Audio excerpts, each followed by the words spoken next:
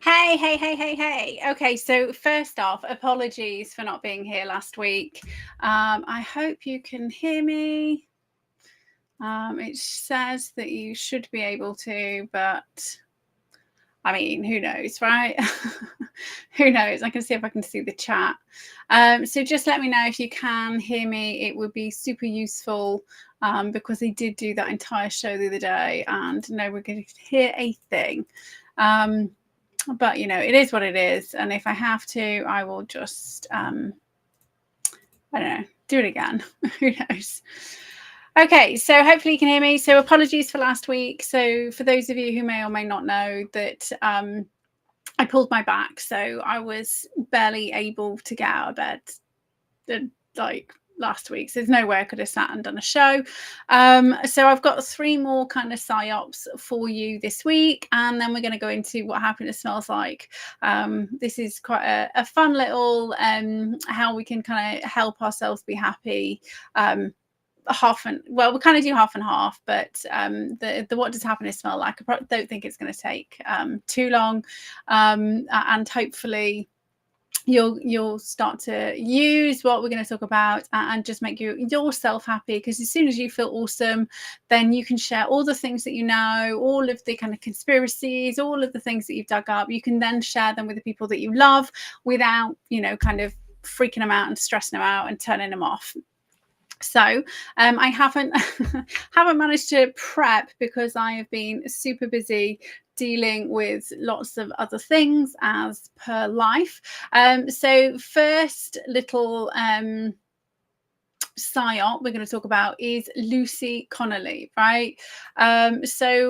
And I've mentioned this kind of thing before, right? So one of the things that people aren't talking about with regards to all of the people who were rolled up with regards to the Southport riots, or anybody who is in prison for a non-crime, like an offence-based, a perceived offence-based crime, right? So how are they there when, you know, we've got rapists and child murderers and child rapists out, right? So the difference is completely down to culture, right? So we talk about this two-tier justice system, but what people aren't talking about is the way that British-born citizens behave in a courtroom compared to non-British-born citizens. And I've mentioned this before, so if you've heard me talk about it before, and maybe you just hadn't considered it with regards to the Lucy Connelly case.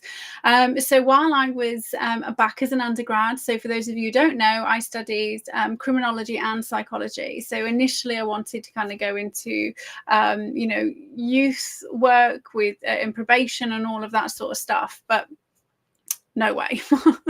Anyway, so while I was there, one of the things that was a statistic that always stuck in my mind, and yes, there's lots of disparity between men and women in prison, and when men and women are so men will tend to go to court multiple times for an offence before they are given a prison sentence, right? So women will like really huge statistics, numbers, right? Number disparity is huge. Is that women who go to prison and or get the book thrown at them for a very first offence is astronomical, right? So it's at least like 10 times more likely if you're female to go at least 10 times more likely to go to prison for a first offence, and or something that a man will just be kind of like, you're an idiot, don't do that, right? So there's the male and female disparity in with regards to who goes to prison. And if you ever look into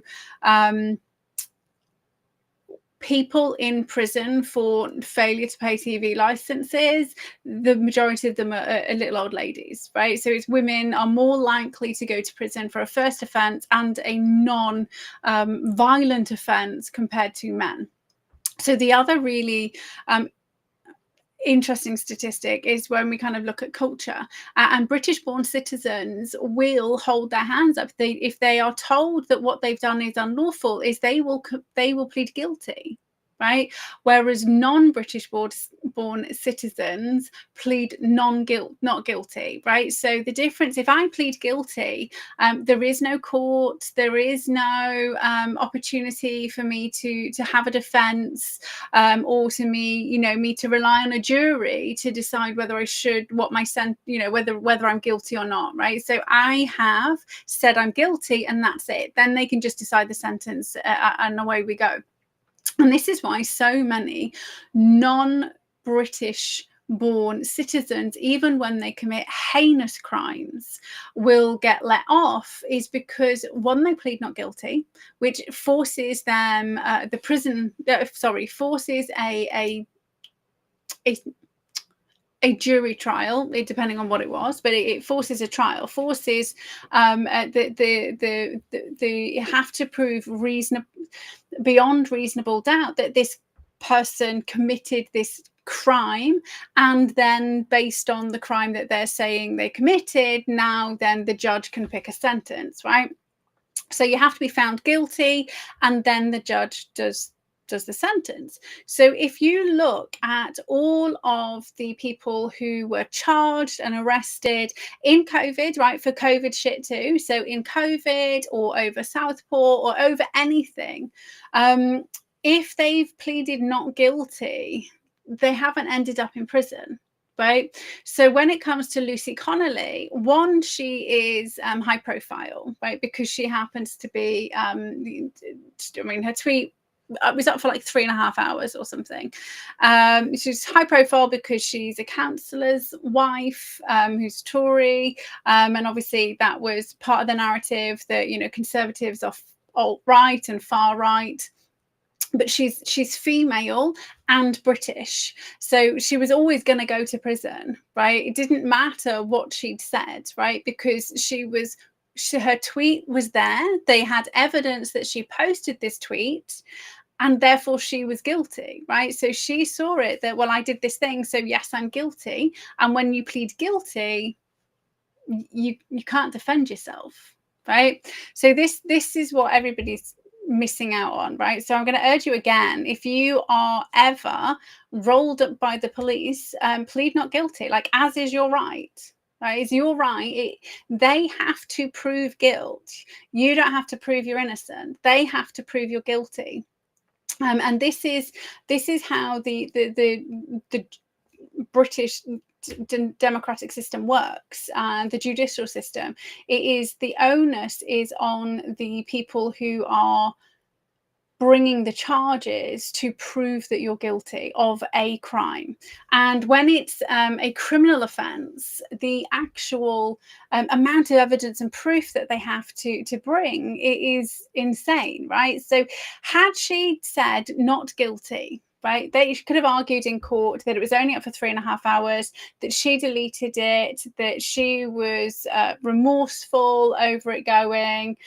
They could have spoke about the history of the things that, her mental capacity. I mean, I would have argued in court that she was lacking capacity, right, based on everything she was going through emotionally. And she never got the opportunity to have a mental capacity assessment, right? That's what I would have done with Lucy, is I would have done a mental capacity assessment, and I would have said, well, she wasn't clinically competent to have the forethought and understanding of the impact of her tweet based on her mental capacity, right? That's how I would have argued her case, right? And we know this. So there's a wealth of evidence to prove if you've got stress, depression, or anxiety, your prefrontal cortex is impaired. So that's your capacity to understand the consequences of your actions, your capacity to actually plan, think, process information. All of that is diminished, right? So she had a real opportunity had she pled not guilty, but she didn't. She pled guilty.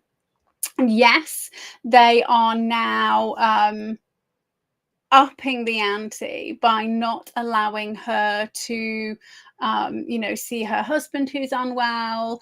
We know that they need civil war, right? This is an easy way to do it, right? So had she pled not guilty, and I think if she has a lawyer, like, they should be arguing like mental capacity, right? And the fact that she was already diagnosed with depression, as far as I'm aware, and now she's in prison, like, this, and I would argue that she is being tortured by not being allowed to see her child and her unwell husband. So there's loads of things that can be argued in her favor. So then we have to ask, why aren't those things being argued, right? So they're not being argued because they're designed to rile us all up and piss us off.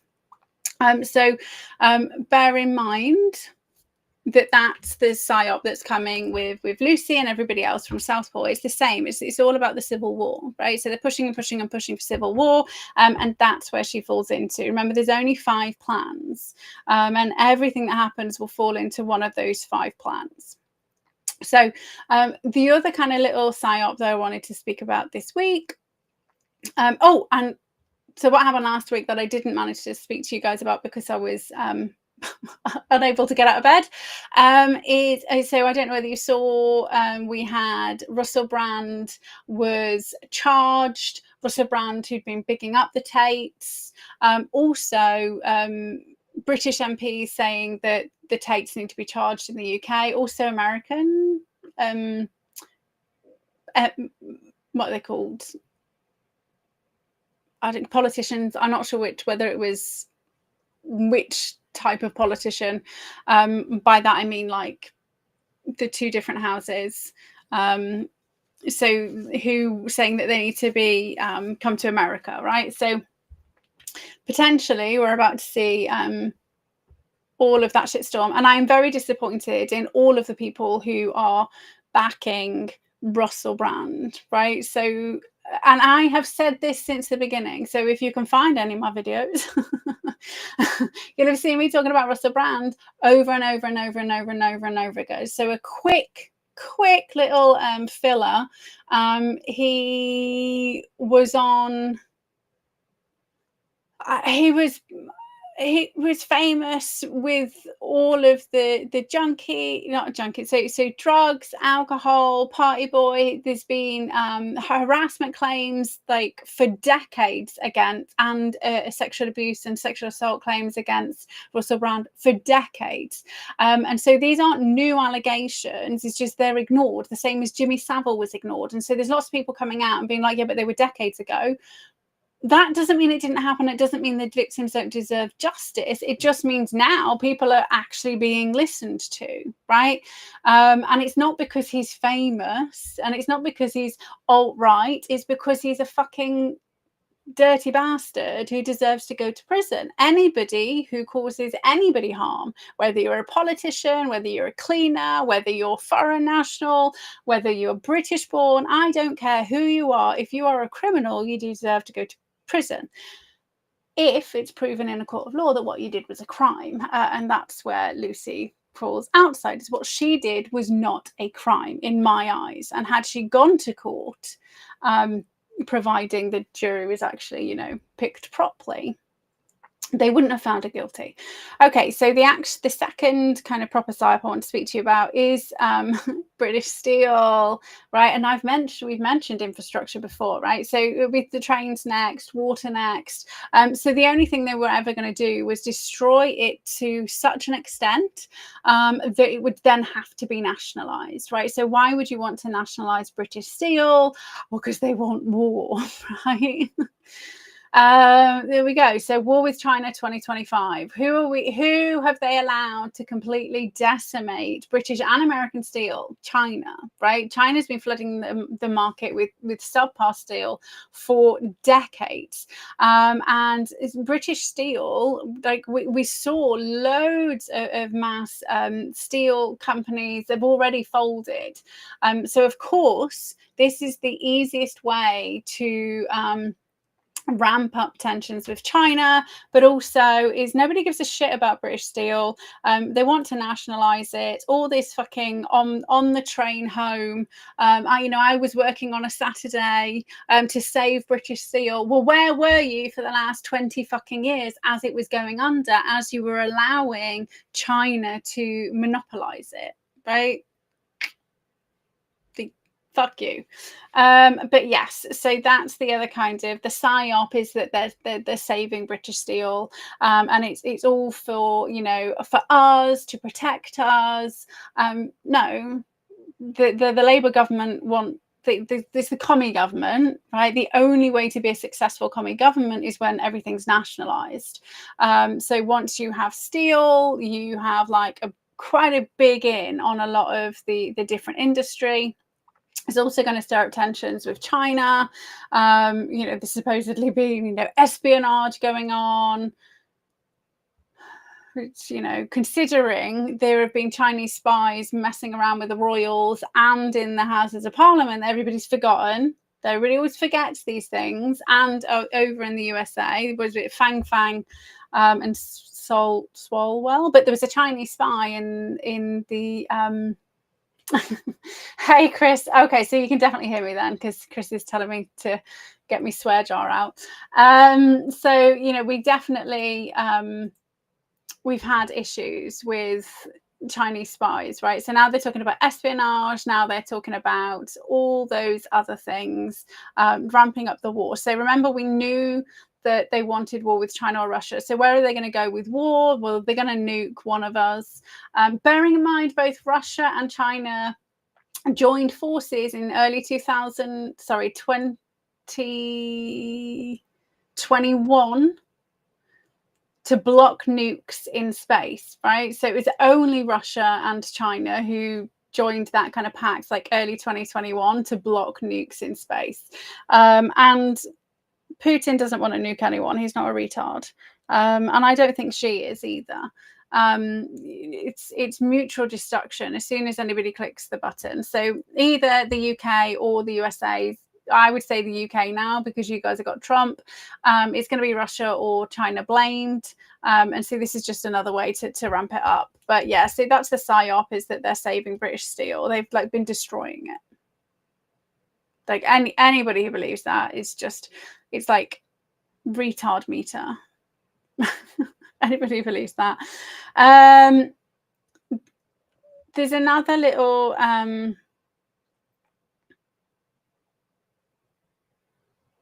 fucking, this is what I mean. These bloody, I don't know if you can see that. Like, this is bloody train photos of we've just been saving British Steel. Ugh. So if anyone managed to just grab some screenshots. Okay, so well, yes, definitely Space Wars are Chris. Okay, so the historical PsyOp that I want to kind of quickly dive into, and all of these, JFK stuff and MK and all of those things, I hope they're kind of like reigniting your passion for some of the older conspiracy theories. And we can only mitigate against all the crap they're doing, but I just wanted to kind of cut through a bit of the noise with regards to British Steel and Lucy Connelly. So please bear in mind that she's being used, and if anybody genuinely wants to support her, then they would, demand a capacity assessment like, and go after it for human rights. So the Human Rights Act, right? So this is the other one. So I've got 4 this week, kind of. So there's a interview that Liz Truss did, and I haven't watched it yet. So it's an interview with Liz Truss, and she's talking about how we absolutely categorically need to get rid of the Human Rights Act. We do not. Right? We absolutely have to do everything we can in our power to keep that, no matter what. They must not get rid of the Human Rights Act. It is the only thing that guarantees our safety, 100% the only thing that guarantees our safety. It is being used by bad actors, and it is being used by foreign-born criminals. And the PsyOp is that it is letting all of these people rape and pillage and get away with it. The law that was brought in nullifies. So within the Human Rights Act, it literally states you have the right to life and the right to liberty and the protection of all these until you're a criminal, until you're found guilty. So anybody telling you that the Human Rights Act has to go because XYZ, they are psyoping you, right? And so Liz Truss is talking about you have to get rid of this Human Rights Act. We do not. And I'm telling you this again because they are trying to get rid of it again, right? This is the thing that saved us in COVID. It's the thing that keeps saving us when it's used properly. And there are laws that say the human rights is incompatible with this law because you're a criminal and you need to fuck off, right? And I'm going to state it again. If the Human Rights Act and even the European Court of Human Rights was the ultimate court, then we would not be able to detain terrorists for up to 28 days with no charge. Right. So the actual, stop paying attention to the things that people are saying, stop paying attention to the actual things that have happened, the proof in the pudding, right? The Human Rights Act. And had Julian Assange's lawyers actually used the Human Rights Act properly, they never used the Human Rights Act. They always used the European Convention, right? The European Convention on Human Rights is not law in the UK because we have the Human Rights Act. So the Human Rights Act trumps everything else because it's our law, our statutes, and it's state sovereignty trumps everything else, right? So this is the lie, this is the con, but it just kind of occurred to me, it just remembered it then, right? Okay, so you have to make sure that if you're seeing anybody championing getting rid of the Human Rights Act, one, you realise that they have never looked into it, probably don't even know what the articles are, or 2, they're shills, right? So, and don't forget Liz Truss, like she wished Jimmy Savile a happy birthday. Liz Truss is establishment. Liz Truss is not good people. And I don't think she was Maggie Thatcher strong with regards to, she kind of pretended a way in and then took control. And yes, FYI, Maggie did meet with Jimmy Savile a hell of a lot. But if you are the person in power, you're absolutely going to make sure you're the one who's controlling all of the blackmail. Do I agree with that? Not at all. Was the 80s a very different time? Absolutely. I mean, before Maggie came to power, it was still you were still legally able to rape your wife because, you know, she was your property. Your children were also property and you were able to beat them and rape them, right? So there was no such thing as a child abuse or domestic violence or any of those things. So when you're comparing now to the 80s, you have to also understand what was actually going on in those times, right? So while I do not agree with blackmail and horrific blackmail, as in the case of like Savile's and Epstein's and the Tates and all of those individuals, if I was in charge of the country in the 80s, I would absolutely want to be the person who is controlling the blackmail and the people who are being blackmailed, right? But back to Liz Truss, she's definitely not, she's not like Maggie, and she's not like JFK, who was mob family, right? Mob family, mob helped get them in, and then once they were in, they went after the mob. So if you kind of watch Maggie's history, she was put in, and then she kind of went after people, like what Trump's doing, right?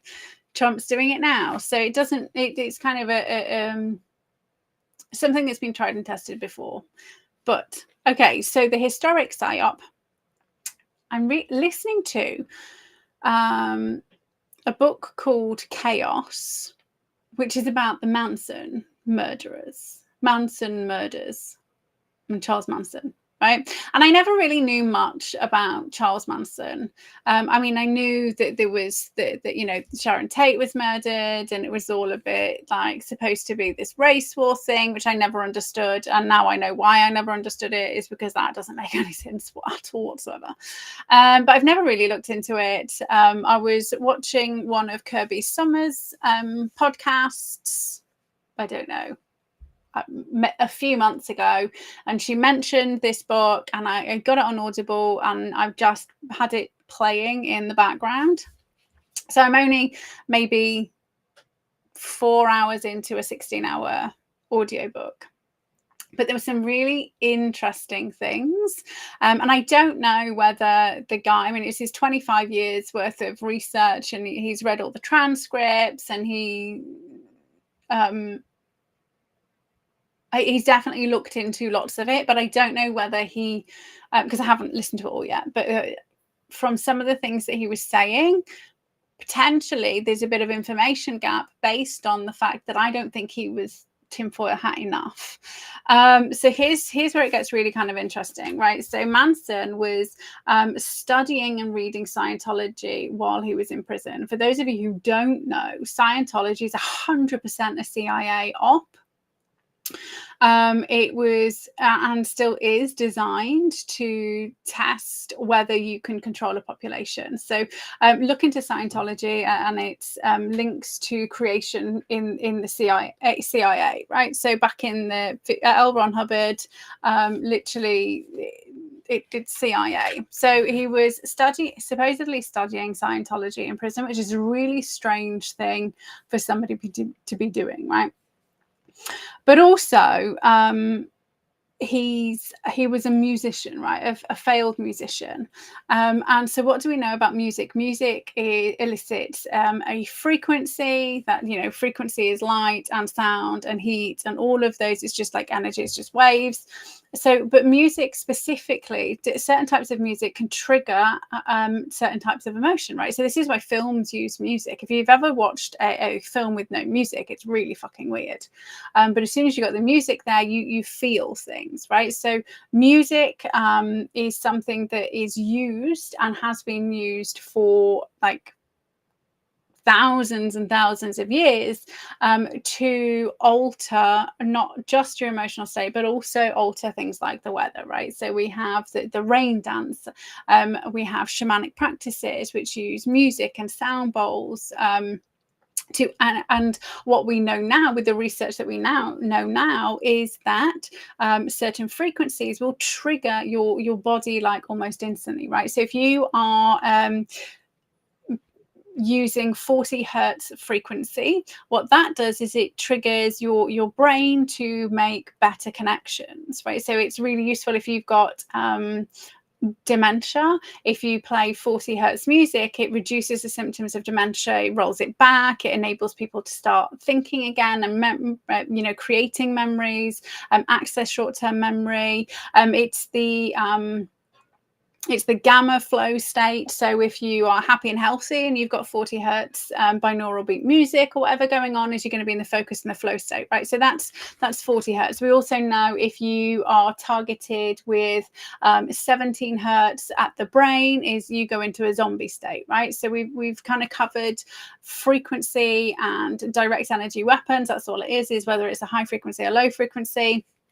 So music, the fact that he was a musician and was then like heavily involved in using LSD being a drug created by the CIA as a truth drug, but also, you know, they flooded the market with it. So we've got Scientology, which is all about behavioral modification and control.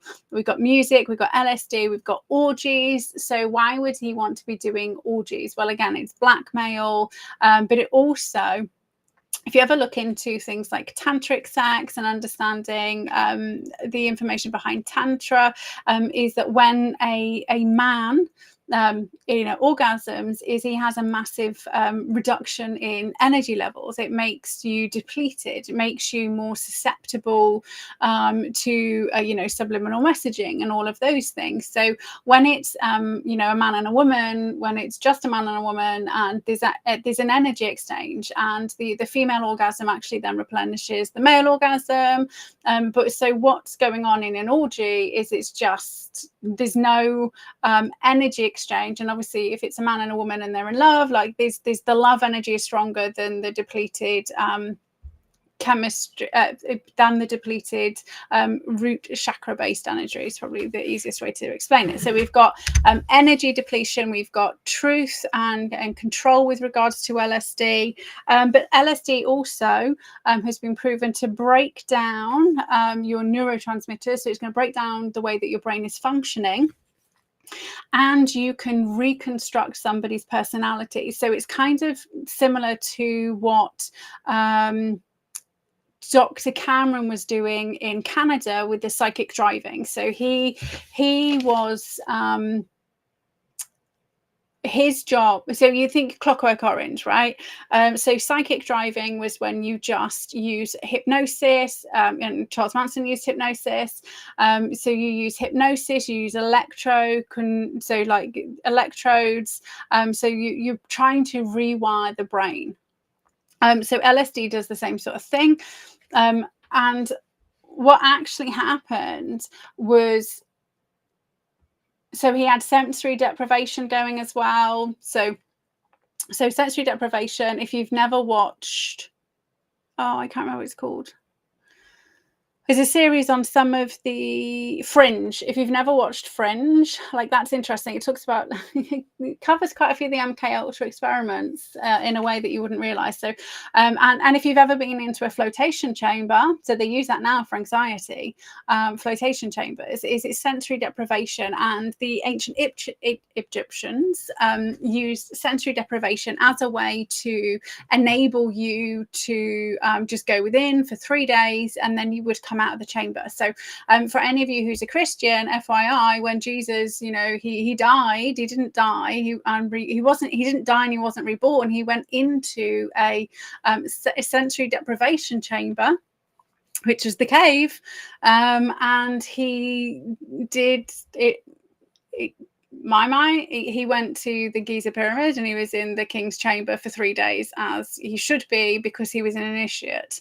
And then he came out, and there we are, right? Anyway, so psychic driving was just intensive sleep deprivation, sensory deprivation, non-stop hypnosis, designed to completely eradicate somebody's personality and rebuild them.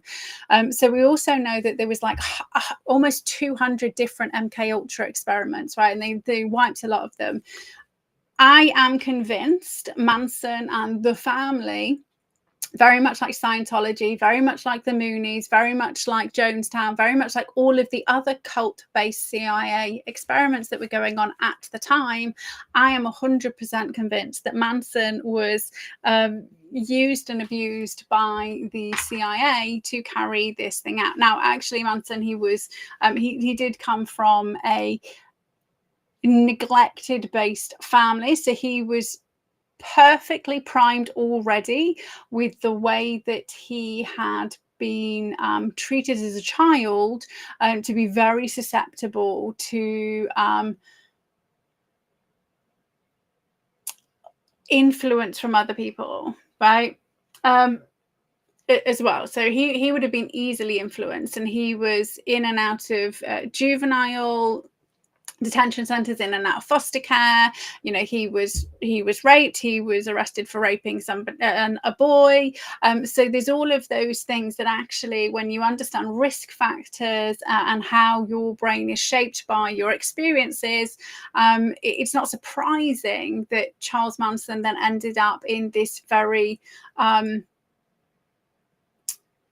low morality state, right? So this is where it gets really interesting.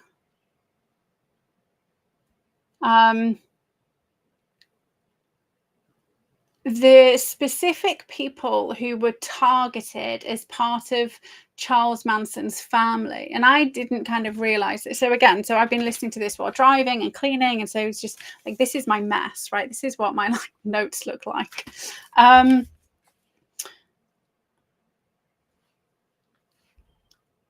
The people who carried out like the Tate murder, and actually there was like multiple murders that they reckon happened. There was 2 murders that were linked together. There was the Tates, and there was one that happened a week after. But actually, looking retrospectively, there were hundreds of murders that happened. So with regards to the Sharon Tate murders, the one girl was a high school sweetheart, right? And the one boy was an all-star football star, right? So these are people who had, and when you kind of hear about the other people, they all had extremely high moral compasses, right? They were pillars of the community. They had no history of neglect, abuse, or any of those things, right? So they were happy, healthy people who fell into the hippie movement, because hippie was all about love and peace and all of those things, right? So people who were drawn to the concept of love and joy and peace, and trying to escape the negativity of what was going on. Those were the people who committed these crimes. And the transcripts, the court transcripts, they literally have no morality, no empathy at all whatsoever, right? So they had empathy. So we're not born with empathy, right? We have to build it. We learn it, and we usually adopt it around between like 9 and 10, right? 9 and 10 is usually strong enough in our body, unless we've been abused, right? So Charles Manson would never have had any empathy because he was neglected and he was abused. So he would not have built his empathy, right? People can have sympathy. This is where you get like psychopaths and sociopaths, right? Is, you're not born evil. Everybody's born as a sociopath and a psychopath, right? Because if we didn't, we wouldn't survive. It's survival of the fittest when we're kids. If you go back long enough, right, you had to compete for food. You had to compete for your parents' attention. You couldn't do that if you were empathetic. If you were empathetic, you would allow everybody else to get it, and you'd starve to death. The same as when we eat, we produce serotonin, so we feel good. If we didn't feel good when we eat, we wouldn't eat, and we'd all starve to death, right? So I want you to understand that everybody is born psychopathic and sociopathic, right? I mean, not necessarily sociopathic, but just definitely has no concept, no empathy, right? And we're all narcissistic and egocentric, right? All of those psychological jargon words.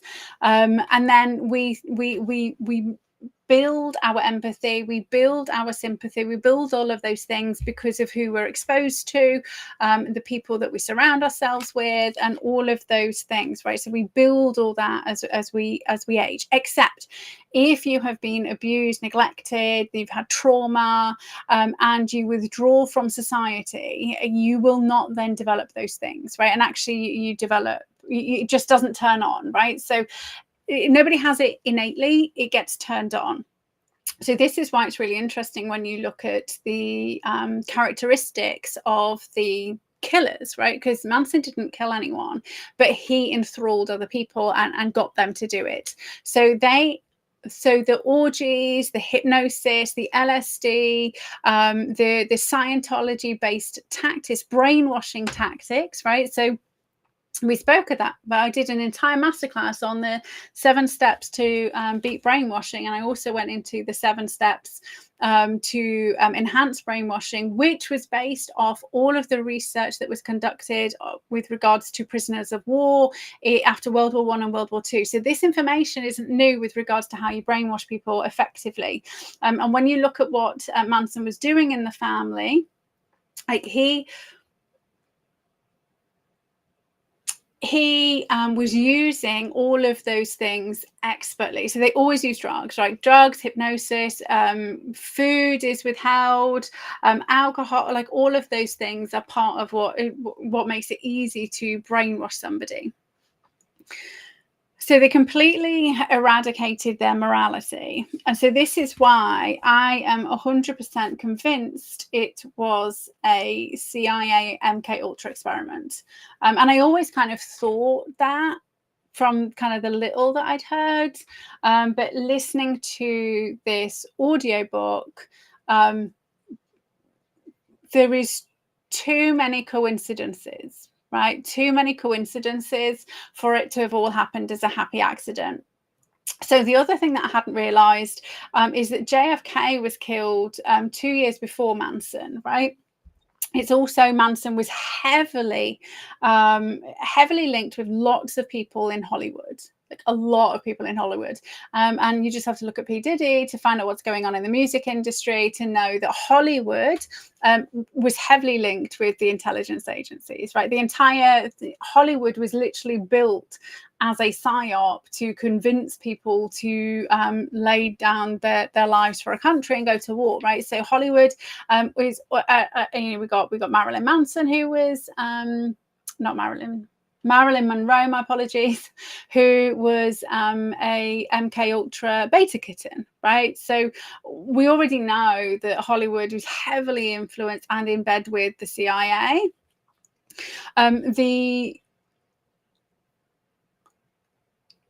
The people who introduced the Mansons and the family and the Mansons were in and around Sharon Tate's house frequently as part of the drug-fueled orgies and stuff like that, right? So they definitely Manson was just another one of their experiments. There's too many things that line up with everything else that was going on at that time. And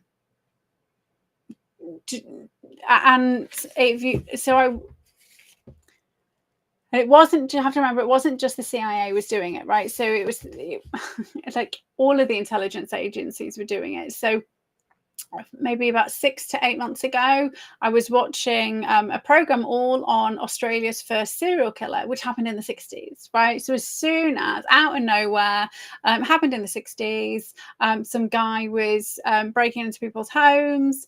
What else did we have? We had in the UK, we had the Moors murderers. We had like all of a sudden overnight. Now, don't get me wrong, we did have Jack the Ripper, right? We had Jack the Ripper. But he was late 1800s, and they actually started trying to manipulate and fuck people over in earnest with smallpox, right? So, so yes, we had Jack the Ripper, but serial killers were few and far between. And then in the 1960s, there was an explosion of serial killers, and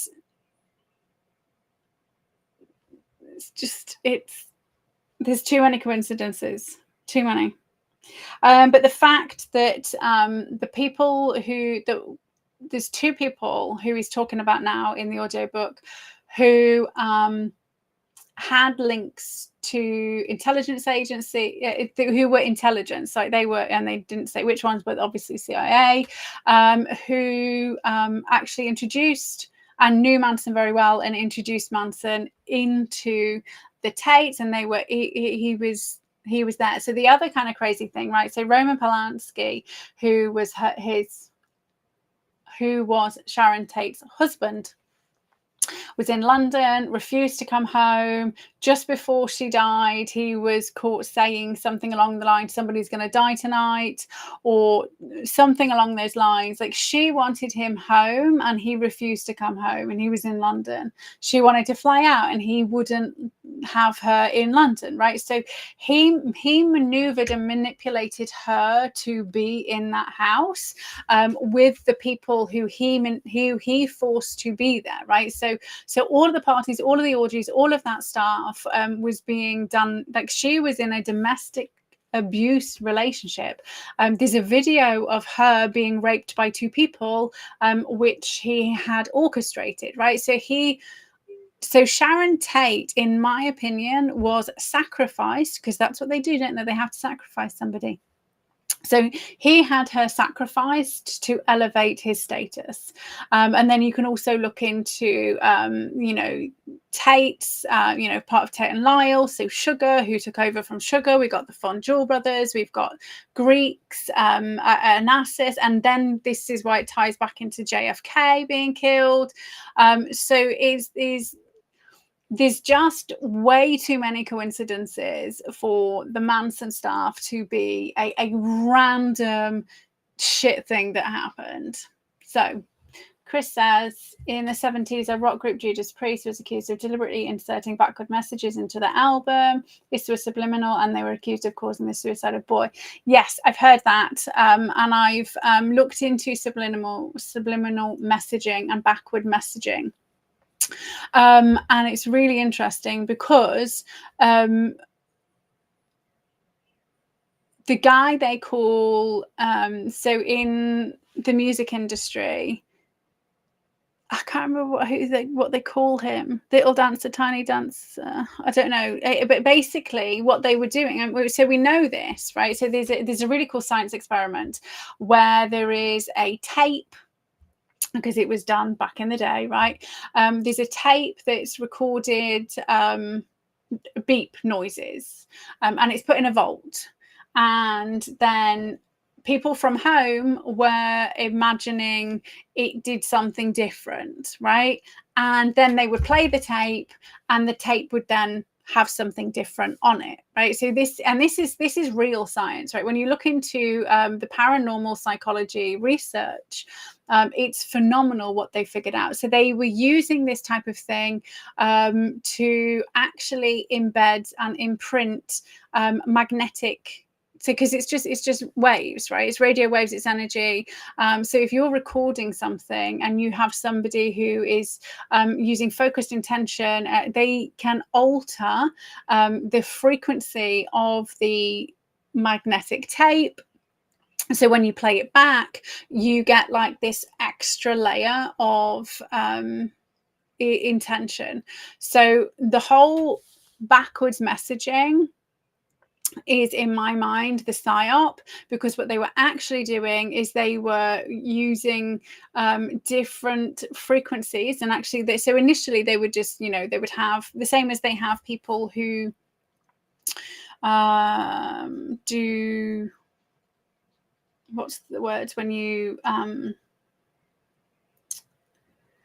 it's not telepathy, remote viewing. So the same as they were doing remote viewing experiments, they were doing all of these types of experiments as well. So in my mind, the kind of backwards playing stuff is the PsyOp, because what actually was going on was the fact that they were imprinting a magnetic energy resonance based on somebody's intention underneath. But yes, I've heard that, and I've looked into backwards messaging, and whenever you play them backwards, and the research never really supported that it was consistent. However, the research and all of the science with regards to how you can alter something while it's being recorded and or after the fact, that's the stuff that they were doing. So it's just fucking bonkers. And so, I mean, there was a court case. I know there was a court case, but they had to stop using subliminal messaging because of all of this stuff. But the backward stuff is the PsyOp in my mind. But they absolutely were kind of imprinting messages just by using thoughts, because we can, right? So if you've never watched Michael Persinger's No More Secrets, he did a talk in 2007 talking about all the experiments they were doing. So he was involved in a lot of the telepathy based experiments, and so in 2007 he kind of came out and did a Harvard talk about how you just need two people with the same frequency You just need to be on the same frequency. And actually, if you're on 7.8 hertz frequency, then you're tuned into the Earth's heartbeat, which is the Schumann resonance, which means you're tuned into the entire collective consciousness, because that's the Earth's consciousness, right? So none of this is woo-woo. This is what drives me crackers. None of this is woo-woo. This is all like hard science, and has been hard science for decades. And I went to uni in 2007. And the year before, the British Psychological Society had banned paranormal psychology and PSI from being part of any endorsed psychology course. So if you want to be a psychologist in the UK, you best do a BPS accredited course, because if you don't do a British Psychological Society accredited course, nobody would touch you. And so what the BPS did is it took out all of the Psy stuff. So why did they do that in 2006, 2007? Well, because in 2005, there was the ex-president of the United States, who was at a talk, and somebody in the crowd asked him what was the craziest shit they got up to, and he was then started spilling the beans on all of the still classified experiments under Stargate and Grill Flame, and he just started talking about it all, right? So that's where then they did the fake remote viewing investigation and said that it wasn't true and it was all bullshit, even though the research into Psy and paranormal psychology is more proven than the research into aspirin, and with regards to how the chance of it being not true, right? So when you do statistical validity and reliability, it is if it's over 95%. So that's where your p-value comes in. If it's a 0.05 p-value, what it's basically saying is the chance of it being down to chance is pretty much slim to none, right? Well, whatever hypothesis you were testing, right? So it's whatever hypothesis you were testing is not down to chance. And when it comes to Psy research, a lot of the research has got like a 1 billion to 1 chance of this was made up. It's phenomenal. And if you're interested in that stuff, I highly recommend 2 books by Dean Radin. One is Supernormal and the other one is Practical Magic. And he actually talks through a lot of the Psy research and it kind of breaks it down and explains it. And he's not the only one who kind of talks about this stuff, but his, I would say, is probably the most accessible to non-psychologists and non-scientists, right? They're really fascinating. Anyway, so we've kind of gone on quite a bit with regards to it was me. The Manson stuff is just fascinating. So we won't be quick for this little what does happiness smell like? I won't keep you too long. So this is the portion where we're going to talk about all the happy stuff. So we're going to cheat to feel awesome. And for those of you who've joined me on other, I'm just looking for it. That's what I'm doing right now. If those of you who've joined me on other kind of convos over the years, you'll know that I'm an absolute advocate of essential oils. I'm just going to lean backwards because my back's hurting again. I'm an absolute advocate of essential oils, and so happiness is an emotion, but it is not an elusive emotion. It's not one that only the 1% can feel. It is, if you have enough serotonin in your system, which is a hormone your body produces naturally, you will be calm, relaxed, you'll be chilled out, your brain will be able to focus and function. So circling back around to Lucy Connelly, is she probably doesn't have very much serotonin in the system, and it's not a genetic thing, right? So this is a PsyOp with regards to serotonin. People believe that they've got a chemical imbalance in their brain, right? So they get force-fed drugs. You don't have a chemical imbalance. You just aren't doing the things that you need to do to trigger the chemical production. So we've already spoken about diet, and then we spoke about exercise, because they're the 2 things you need, right? So serotonin is 5-hydroxy 5-hydroxytryptamine. I can't say it.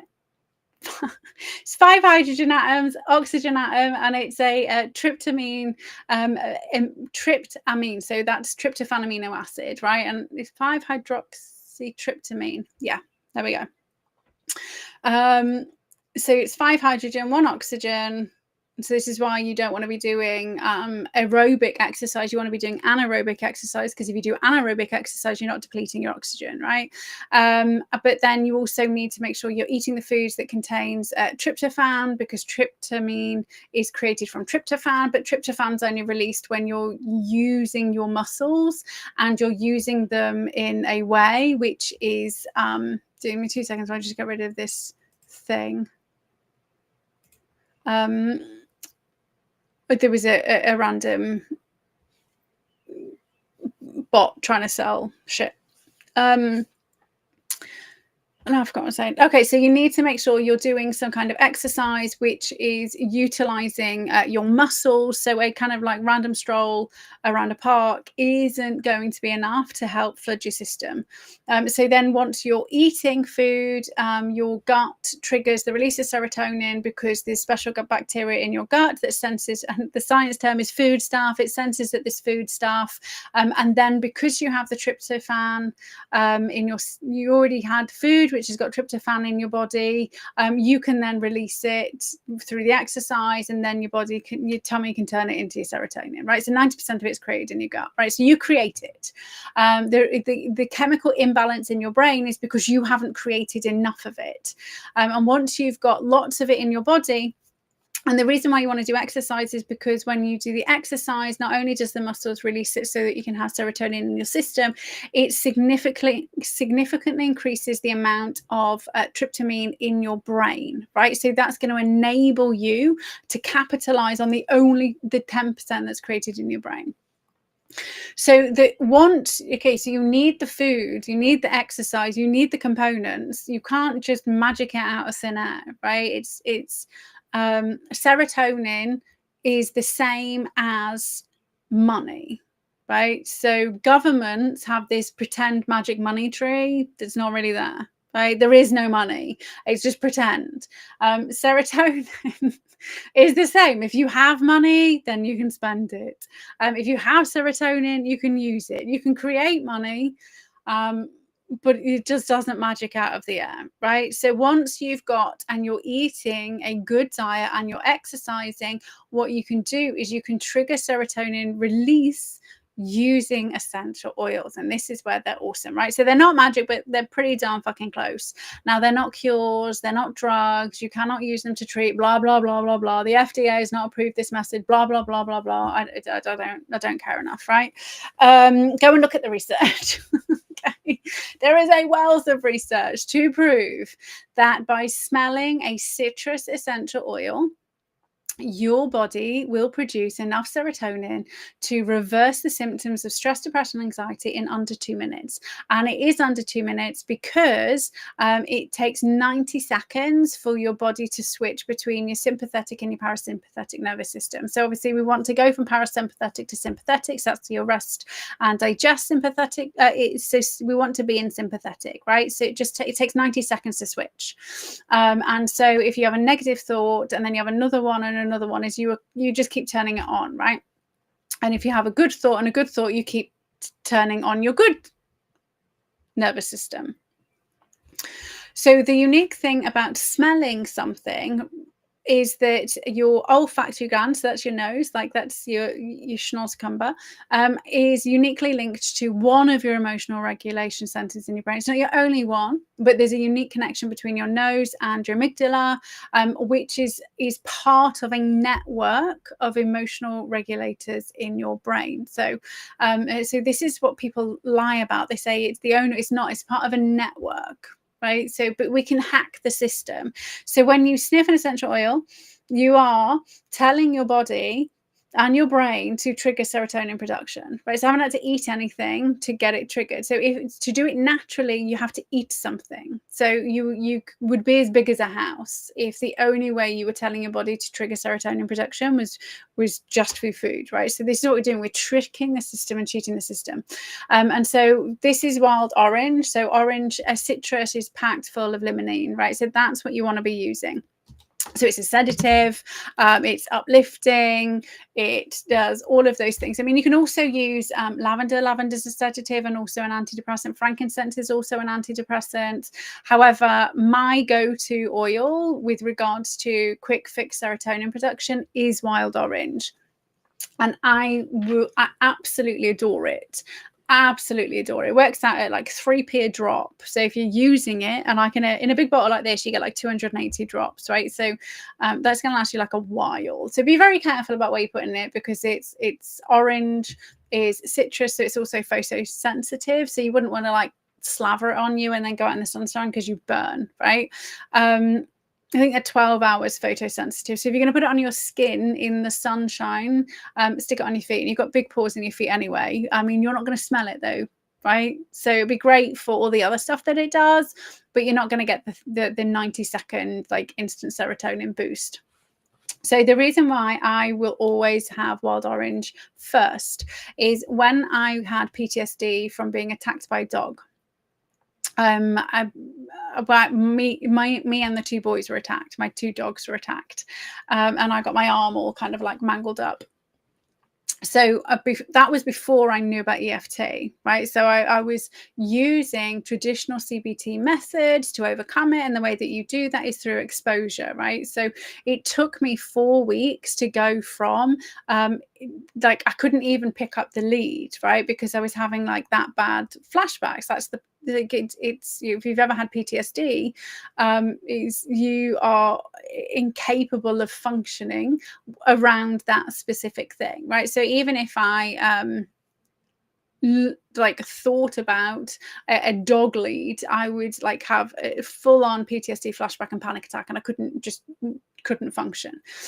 So what I started doing was forcing myself, this is what you have to do, right? So I know exposure therapy works, it just takes a while, right? So it's a long way round.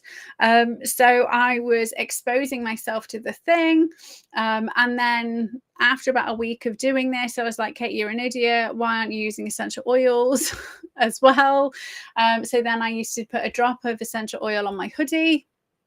And so that enabled me to just calm my nervous system down. So it would enable me to switch really quickly. So every time the panic started, I was just like literally like grabbing my hoodie and snorting it, right?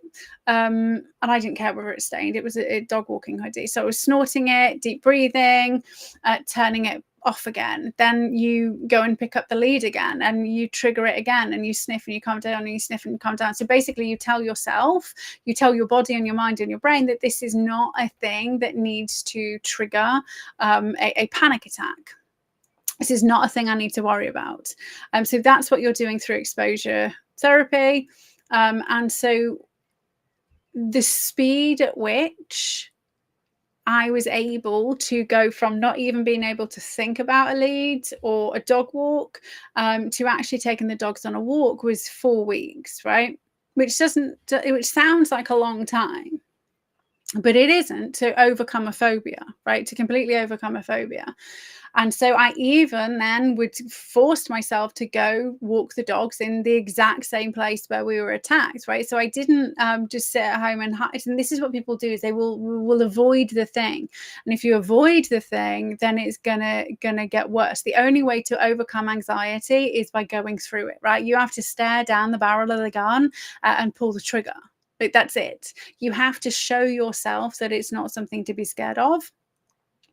So on the last couple of days of overcoming it, I'd found out about EFT the day before. I found out about EFT, right? I'd already done so much work that I was able to take the dogs out and walk them on a lead, but I was still having issues if they were kind of like free dogs, like dogs roaming. And the worst thing to do is if you have if you have dogs, the worst thing to do is for you to be in an anxious state, because it then triggers them to be in an anxious state, and you're therefore going to kind of replicate a negative situation. So I had to actually roped my wonderful partner into this bit of the healing bit. So I was slathered in essential oils. I had it all over my hoodie. I'd snorted it, and I'd put it on like 20 minutes before we went out, right? So I put it on 20 minutes before I went out, so my body was already in the mindset of producing serotonin. I'd made sure I'd eaten, I'd exercised, done all of those things. There was definitely enough of the chemicals in my body to make sure this was going to work. And Matt had the 2 dogs in, and he was like, I don't know, like a couple of foot in front, and I was walking behind him, and we went to this dog park place, right? So I literally took myself to a place where there was just free roaming dogs who I got no idea who were, and Matt had our dogs, right? So obviously I was having like non-stop flashbacks of being attacked and all of that, and I forced myself to be there. So I was doing EFT, snorting the essential oils, and by the end of the half an hour walk, I was fine. The next day I took the dogs, and our dogs were off the lead, and other dogs were off the lead, and I was fine. Right? So 100%, I mean, if you haven't looked into EFT, like, it's phenomenal, and make sure you kind of search out Gary Craig. Like, he's the guy who created it, right? If you're going to go to learn something, then go to the person who created it. He also teaches it for free. So Emo Free is where you can find it. But I highly recommend, if you ever need, like, I mean, I didn't care. I was like tapping like a fucking lunatic in the middle. I don't care. It was going to make me feel better, right? So I know lots of other people don't necessarily have that level of confidence. I wanted my life back. I'd have done anything, right? So if you are after a discreet way to help you overcome your fear, then you absolutely have to do exposure therapy. And actually, I exposure with EFT and essential oils all together if you want to do it fast, right?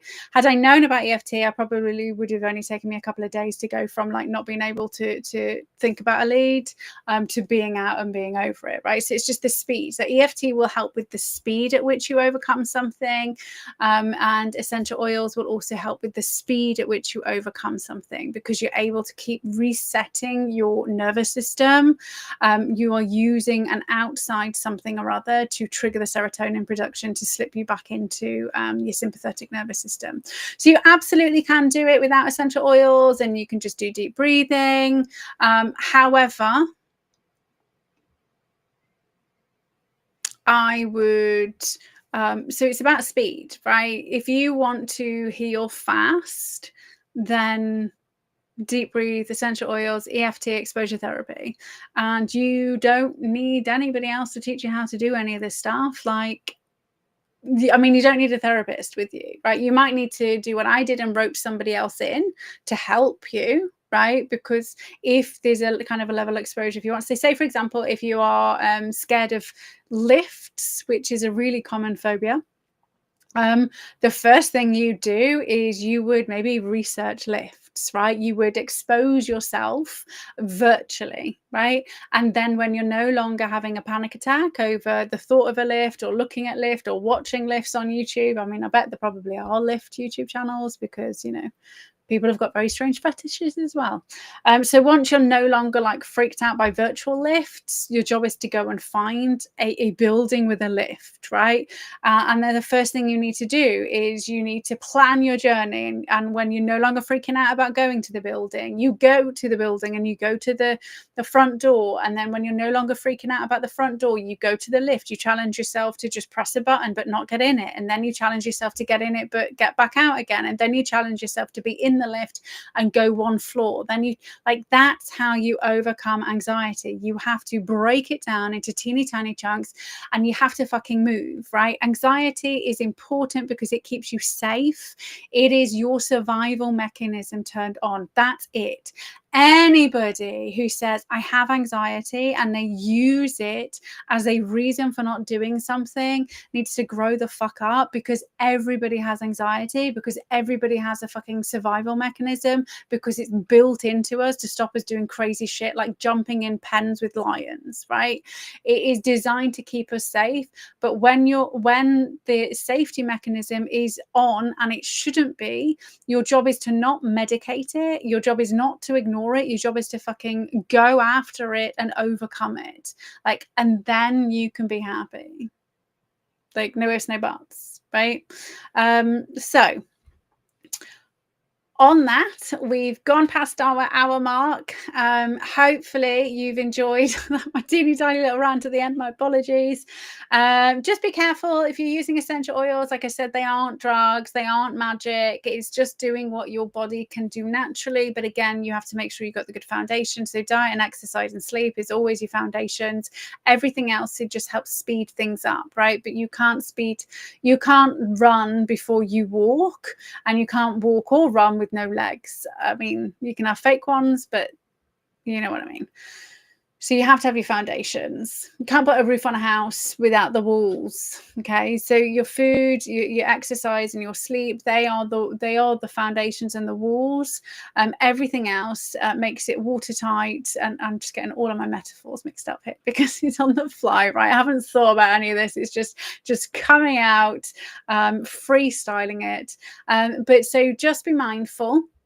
Not all essential oil brands are made equal. I use a specific brand. I love it. I have used it for 10 years.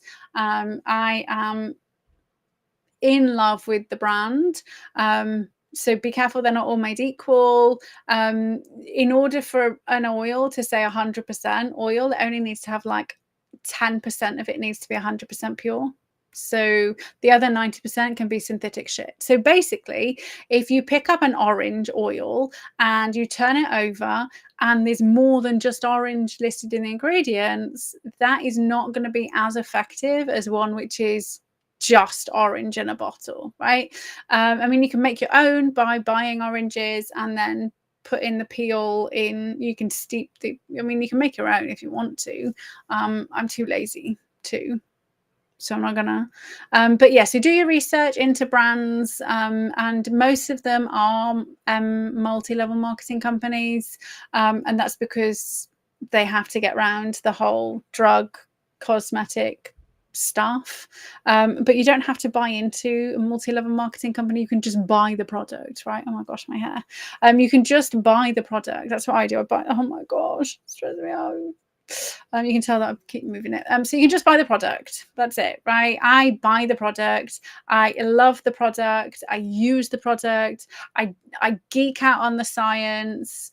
I freaking love anything that's going to enable me to be a happy, healthy human quickly. And essential oils definitely do that. And just before we leave, there is no way I would be up and walking as fast as I was if I had not used a combination of clove essential oil and copaiba essential oil, which is kind of like CBD, but it's just taken from a different part of it's kind of like it's more effective than CBD. So if I hadn't have used both of those in combination, I would probably still be in bed. And I know that for a fact because I have a twisted spine and I have twisted pelvis. And prior to discovering essential oils in 2015, anytime my back seized, I was on codamol, coproximol, and I was bound for a minimum of 2 weeks, like not even able to get up to go to it's just disgusting, right? And high as a kite and hallucinating and vomiting because the drugs made me feel really bad. So I know that being able to get up and get out, and I was actually walking the dogs on Tuesday. I mean, I looked like I'd shit myself because of the way that I was walking. But I was up and about and I was walking, so it was fine. But I was moving around the house, but I was just unable to sit or stand for a long time. So I will always use essential oils. And if these companies go bust, I will just have to make my own, which is highly stressful. So look into the research, look into your brands. But if you ever want a quick serotonin fix, then just snort an orange. And I shall see you next week at 7 for episode 4 of Madness and Mayhem. And again, make sure that you are giving me, if you spot a PsyOp, let me know. I aim to do kind of like 2 new ones and 1 old one. because there's lots of people who are newly awake, and so the old ones will always teach us more about the new ones. So we can't forget all of the old ones. We do need to kind of focus on the old ones as well. But have an amazing rest of your Monday, and I shall see you next week.